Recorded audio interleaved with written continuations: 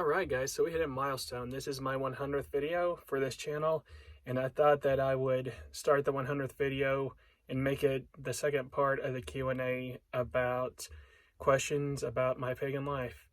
Anyway, happy 100th episode, and I hope you guys find this video informative.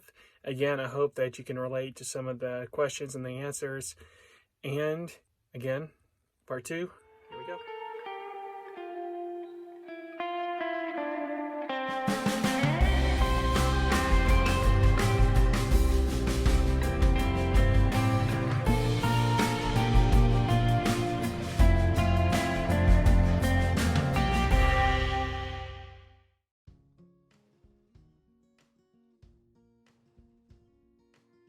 So there are two things I don't like to discuss with friends, and that is, or even at work, and that is religion and politics. With that said, I do not have any issues at work with my spirituality. Luckily, I work at a pretty liberal place that allows for diverse spirituality, sexuality, and X, Y, and Z. So there is no fear about what I believe. So I don't go out and proselytize and preach the gospel of Zeus and the gods. That's not to say that I'm ashamed to be open at work, because I very much am not. On my laptop, I have pictures of the gods as my wallpaper, and I carry around the Homeric hymn to Apollo on my breast pocket, and I'll show you a picture right now.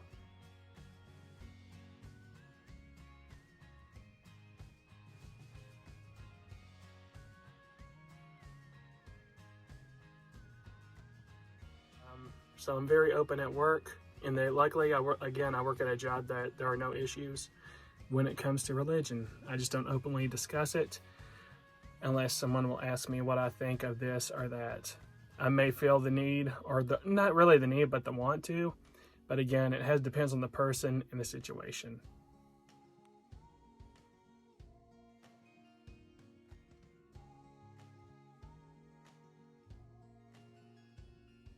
That it's not a religion that was created by the superstitious. They didn't know what lightning was. And that people even then had very much a spiritual base and solidity to their practice in religion, believing in Zeus and Apollo and Aphrodite.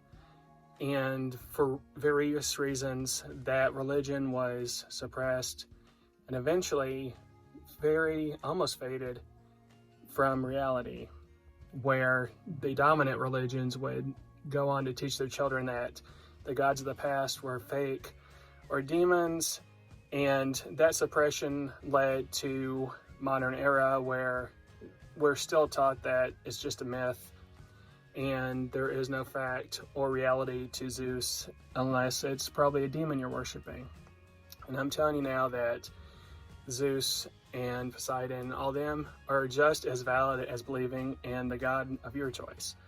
That there is a spiritual home, that there is peace, and that there is no more searching about a God to believe in. That it's a religion about connecting with the God and gods, just like you practice your religion of praying and getting close to yours.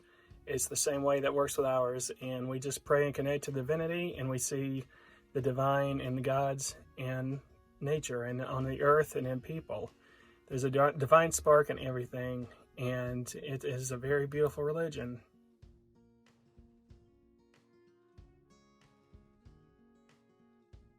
I was never in. I've never came out like I had to go and tell my family of my spiritual beliefs, but I was just never hidden because it's nothing to be ashamed of.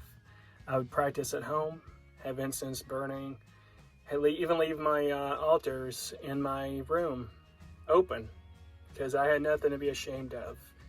But this, again, my spiritual life was something very important to me, and there's nothing to be ashamed of. And I'm open in the fact that I post things about it on Facebook. I make this YouTube channel that my family members actually watch, that know about it. So if I was in the closet, I'm definitely not now. And that's what I like about this channel, is that it helps dispel some myths to friends and family that know me, to answer any questions that they may have, and help you guys out too. So no, I am definitely out I never, like I said, came out running, screaming that, hey, Zeus is God and all this stuff, but it just was another natural part of my life, and I don't hide things that are in my life.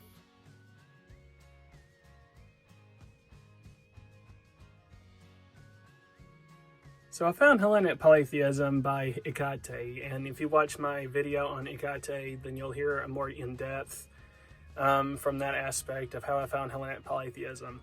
So as I mentioned on part 1, I've been pagan for almost 11 years, and it was about in the middle of that, about 3 or 4 years ago, I was a Wiccan from year 1 to about year 6. And I was a Wiccan believing in a generic god and goddess. And I wanted something more spiritually filling, that just a generic god and goddess was not really, to me, it needed something more, we'll say. So I remembered that I loved Greek mythology as a kid. I loved the stories of Zeus and Dionysus and Poseidon. And one day I was at Restore, which is like Goodwill, and I was trying to find things for my god or goddess altar, just something to get back in really depth into my spirituality. And I saw grapes, and I think it was a clay pot that was a picture of grapes or something, and Dionysus was what came to me. I was like, what about the Greek gods? So I tried them out. And that's a bad way to put it, but yeah, and I found my spiritual home more. I could go ahead and put a name to the god and goddess that I was praying to, and it really helped me develop spiritually. And that is the very easy way of describing how I found Hellenic Polytheism. And it's been years, and studying, reading every day, learning more and more, and I've just grown in love with the spirituality and the practices more and more every day.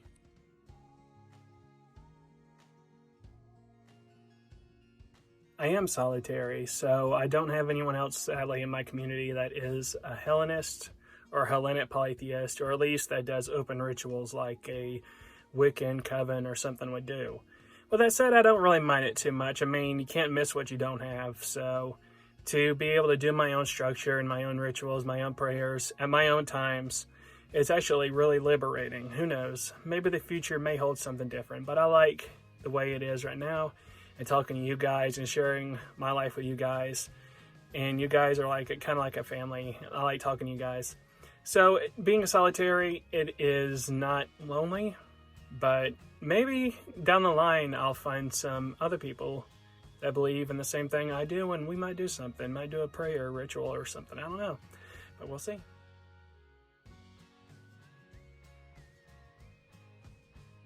One thing that I discovered that I really enjoy is divination. It's a lot of fun to play with or use tarot cards. Not play, because I really do take it seriously.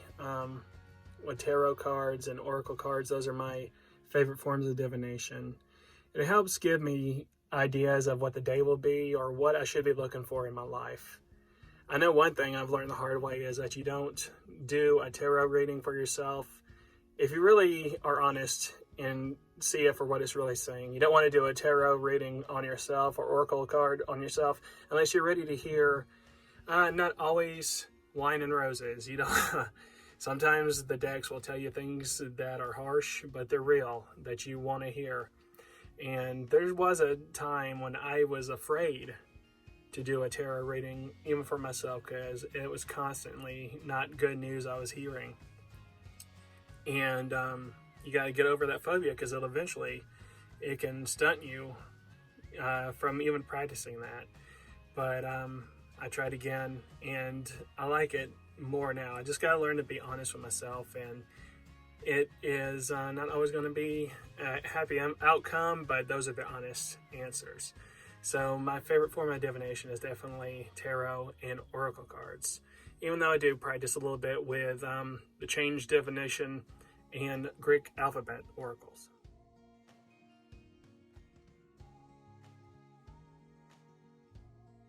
I tried it for a while, but even when I was into Wicca, and trying to do witchcraft, I noticed that it wasn't really the magic and spells I was really into.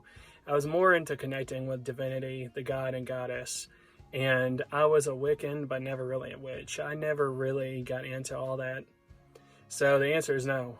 I don't, unless you consider tarot and divination a form of witchcraft. And some people do and some people don't. If that is, then yeah, I do, only in that. But if you don't consider divination a form of witchcraft, then no, I don't. All right, guys, so there you go. My 100th video. Again, thank you all for following me, for watching these videos. I really do appreciate it. And here's to 100 more. So I always am surprised that it's been 100 videos, that there's been that many topics to talk about. But I'm sure that we will find more in the future that we can discuss and have fun with. And always continue to grow with the gods. And always listen to your heart when it's calling for you. Oh, me and 80s music. You gotta love it. Anyway, guys, I will talk to you later, and we'll see what the future holds for this channel. And again, go with the gods, and I'll see you later. Bye.